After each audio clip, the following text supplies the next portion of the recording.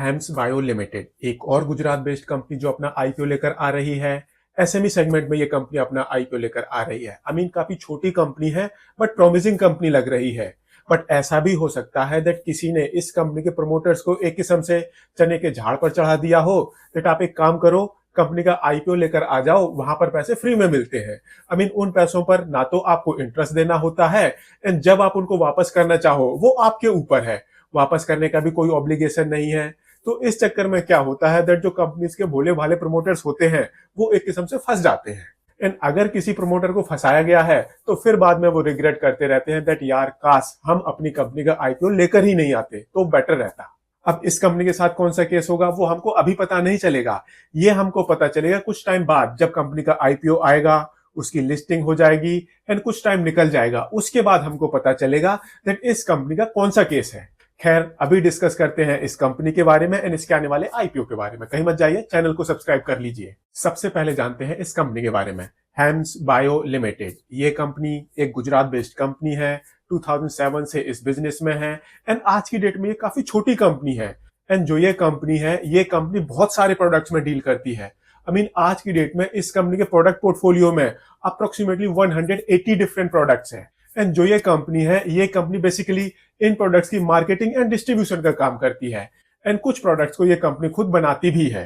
And अगर हम इस कंपनी के प्रोडक्ट पोर्टफोलियो को कैटेगरी वाइज डिवाइड करें तो जो इस कंपनी का प्रोडक्ट पोर्टफोलियो है उसको इस कंपनी ने दो कैटेगरीज में डिवाइड करा हुआ है। एक तो हो गया फार्मास्यूटिकल से रिलेटेड प्रोडक्ट्स एंड दूसरा हो गया एफएमसीजी से रिलेटेड प्रोडक्ट्स। एंड दूसरी कैटेगरी में जो इस कंपनी के प्रोडक्ट्स हैं बेसिकली वो ड्राइड फ्रोजन प्रोडक्ट्स हैं। सो बेसिकली जो ये इस कंपनी की प्रोडक्ट कैटेगरीज हो गई वो दो हो गई। एक तो हो गई फार्मास्यूटिकल कैटेगरी एंड दूसरी हो गई एफएमसीजी से रिलेटेड कैटेगरी। एंड अगर हम इस कंपनी के बिजनेस को प्रोडक्ट कैटेगरी वाइज देखें तो अप्रोक्सीमेटली 57% रेवेन्यू आती है इस कंपनी की फार्मास्यूटिकल प्रोडक्ट से एंड अप्रोक्सीमेटली 43% रेवेन्यू आती है एफएमसीजी वाले सेगमेंट से, ड्राइड फ्रोजन प्रोडक्ट से। अब फार्मा सेक्टर के जो प्रोडक्ट्स होते हैं उनको बनाने के लिए आपके पास टेक्निकल स्किल्स होनी चाहिए, आपकी मैन्युफैक्चरिंग फैसिलिटीज वर्ल्ड क्लास होनी चाहिए।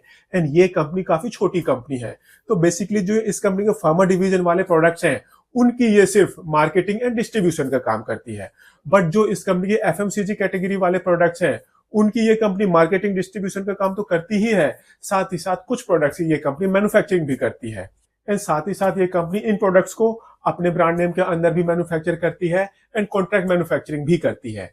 एंड अगर हम इस कंपनी के फ्रोजन वाले प्रोडक्ट्स की रेवेन्यू को देखें तो अप्रोक्सीमेटली 19% रेवेन्यू आती है इस कंपनी के कॉन्ट्रैक्ट मैन्युफैक्चरिंग के थ्रू एंड अप्रोक्सीमेटली 81% रेवेन्यू आती है खुद के प्रोडक्ट्स की मैन्युफैक्चरिंग के थ्रू। अब ये कंपनी अपने प्रोडक्ट्स को इंडिया में भी बेचती है, इंडिया के बाहर भी बेचती है। जो फार्मा सेक्टर वाले प्रोडक्ट्स हैं इस कंपनी के उनको ये कंपनी इंडिया के 6 डिफरेंट स्टेट्स में बेचती है। बट जो इस कंपनी के फ्रोजन ड्राई फूड प्रोडक्ट्स हैं उनको ये कंपनी इंडिया के अप्रोक्सीमेटली 22 स्टेट्स में बेचती है।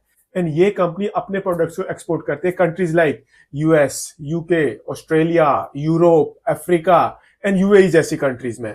अगर हम यहाँ पर अफ्रीका को हटा दें तो बाकी जो कंट्रियां हैं वो कंपनियां जानी जाती हैं क्वालिटी फूड कंजम्पशन के लिए। तो हम यहाँ पर मान के चलेंगे दैट जो इस कंपनी के प्रोडक्ट्स की क्वालिटी है वो A1 है।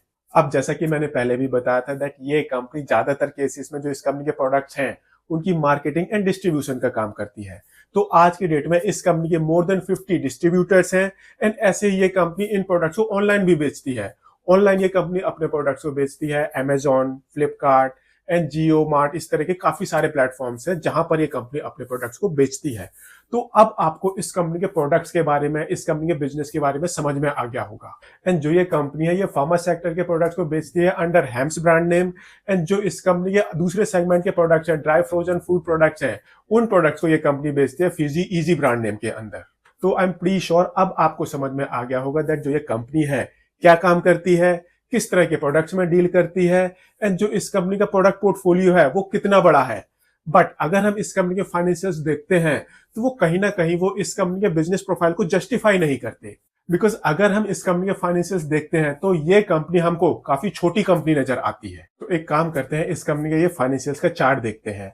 यहाँ पर आप एसेट बेस देख लो, रेवेन्यू देख लो, प्रॉफिटेबिलिटी देख लो, ऑपरेटिंग कैश रियलाइजेशन देख लो, इस कंपनी की बोरोइंग देख लो।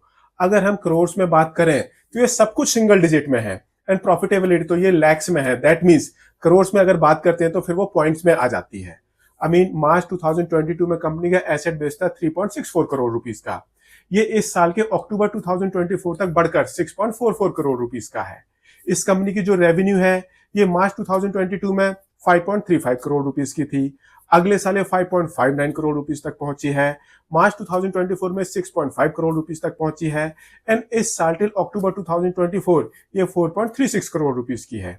इस कंपनी का जो प्रॉफिट पहले ये 12 लाख रुपए का था मार्च 2022 में, फिर ये 36 लाख रुपए का हो गया है, फिर ये 51 लाख रुपीस का हो गया है एंड इस साल 4 करोड़ 36 लाख रुपए की रेवेन्यू के कंपेयर में इस कंपनी का जो प्रॉफिट है वो 35 लाख रुपए का है। ऐसे ही ये कंपनी अपने ऑपरेशन से पॉजिटिव कैश जनरेट कर रही है। हालांकि मार्च 2024 में ये नेगेटिव हो गया था एंड अगर हम इस कंपनी की बोरोविंग्स देखें तो आज की डेट में इस कंपनी के बुक्स में 1.38 करोड़ रुपीस की बोरोविंग है। तो ये कोई बहुत बड़ी कंसर्निंग बात नहीं है। ऐसे ही जो ये कंपनी है ये कंपनी 18.18% के एबिटा मार्जिन पर ऑपरेट कर रही है एंड 7.73% के पैट मार्जिन पर ऑपरेट कर रही है। सी फाइनेंशियल्स में वैसे परसेंटेज वाइज देखने में कोई प्रॉब्लम नहीं है, प्रॉब्लम है इस कंपनी के साइज में। बहुत छोटी कंपनी है एंड अब ये कंपनी अपना आईपीओ लेकर आ रही है एंड आईपीओ पर्पज से इस कंपनी ने अपने आप को 22.22 करोड़ रुपीस की वैल्यूएशन दी है। कंपनी का जो आईपीओ साइज है ये है 6.22 करोड़ रुपीस का पूरा फ्रेश इशू कंपोनेंट है।